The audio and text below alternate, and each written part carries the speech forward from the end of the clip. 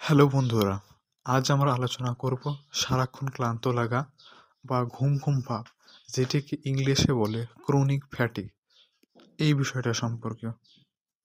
সাধারণত ক্লান্তি লাগা বা ক্রনিক ফ্যাটিগ এটি একটি সাধারণ সমস্যা যা শারীরিক এবং মানসিক বিভিন্ন কারণ থেকেই হতে পারে।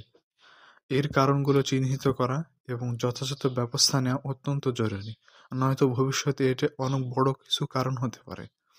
এর সম্ভাব্য কারণসমূহ হলো: ১. পর্যাপ্ত ঘুমের অভাব। অনিদ্রা বা ঘুমের গুণগত মান যদি খারাপ হয় তাহলে ক্লান্তি আসতে পারে। ২. পুষ্টির ঘাটতি, আয়রন, ভিটামিন বি 12 বা ভিটামিন ডি এর অভাব এবং পানি শূন্যতা বা ডিহাইড্রেশন, এগুলো কিন্তু ক্লান্তির কারণ হতে পারে। ৩. মানসিক চাপ বা উদ্বেগ। অতিরিক্ত মানসিক চাপ বা বিষণ্ণতা ক্লান্তির কারণ হতে পারে। ৪. অধিক কাজ বা বিশ্রামের অভাব, অর্থাৎ আপনি যদি টানা কাজ করেন এবং সেই অনুযায়ী যদি পর্যাপ্ত বিশ্রাম না নেন তাহলে কিন্তু আপনার শরীরে ক্লান্তি আসবে। এবং ৫. সবচেয়ে গুরুত্বপূর্ণ যে বিষয়টি, স্বাস্থ্যগত সমস্যা, থাইরয়েডের সমস্যা বা হাইপোথাইরয়েডিজম, ডায়াবেটিস, হৃদরোগ, অ্যানিমিয়া বা রক্তশূন্যতা, সংক্রমণ বা দীর্ঘস্থায়ী অসুস্থতায় যদি আপনি ভুগে থাকেন তাহলে কিন্তু আপনার ক্লান্তিবোধ আসবেই। ৬. খারাপ খাদ্যাভ্যাস। খারাপ খাদ্যাভ্যাস বলতে অতিরিক্ত ফাস্টফুড বা প্রসেসড খাবার খাওয়া এবং অতিরিক্ত চিনি বা ক্যাফেইন জাতীয় খাদ্য গ্রহণ কিন্তু আমাদের শরীরের জন্য মোটেও ভালো কিছু নয়। শুধুমাত্র ক্লান্তি লাগার ক্ষেত্রে নয়, এই সকল খাবারগুলো কিন্তু সকল রোগেরই জননী। এর সমাধান কি কি হতে পারে সেই বিষয়ে যদি আমরা আলোচনা করি, সেগুলো হচ্ছে: প্রথমে বলা যায় পর্যাপ্ত ঘুম নিশ্চিত করুন। প্রতিদিন 7 থেকে 8 ঘন্টা গভীর ঘুমের অভ্যাস করে তুলুন এবং ঘুমানোর আগে অবশ্যই ফোন বা টিভি এড়িয়ে চলুন। ২. সুষম খাদ্য গ্রহণ করুন।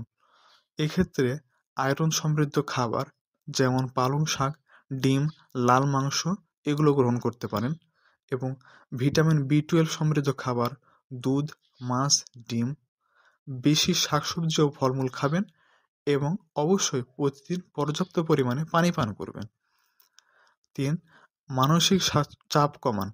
মানসিক চাপ কখনোই কোনো কিছু ক্ষেত্রে ভালো হতে পারে না।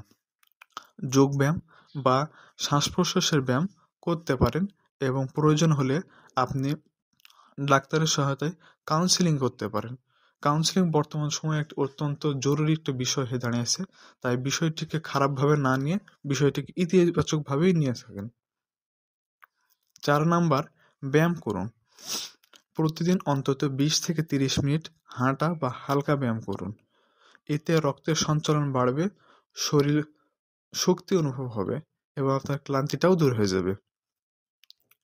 ৫ নাম্বার, বিশ্রামের সময় নিন।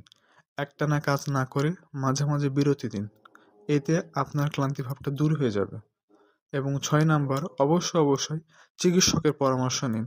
যদি আপনার ক্লান্তিটা দীর্ঘস্থায়ী হয় এবং এতে যদি কোনো প্রকার স্বাস্থ্যগত সমস্যা থেকে থাকে, চিকিৎসকের কাছে গিয়ে অবশ্যই থাইরয়েড, রক্তের হিমোগ্লোবিন বা অন্যান্য পরীক্ষা করান। এখন কিছু বোনাস টিপস আপনাদের জন্য, সেগুলো হচ্ছে: সকালে সূর্যের আলো নিন। ২. অ্যালকোহল এবং ধূমপান এড়িয়ে চলুন এবং last but not the least, কাজের সময় তালিকা করে গুরুত্বপূর্ণ এবং একটু যেসব ভারী কাজগুলো আছে সেই কাজগুলো আগে করে নিন, যাতে আপনার শরীরে ক্লান্তি আসার আগেই সেই সকল প্রয়োজনীয় কাজগুলো হয়ে যায়।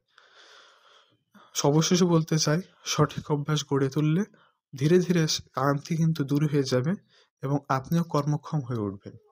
ধন্যবাদ।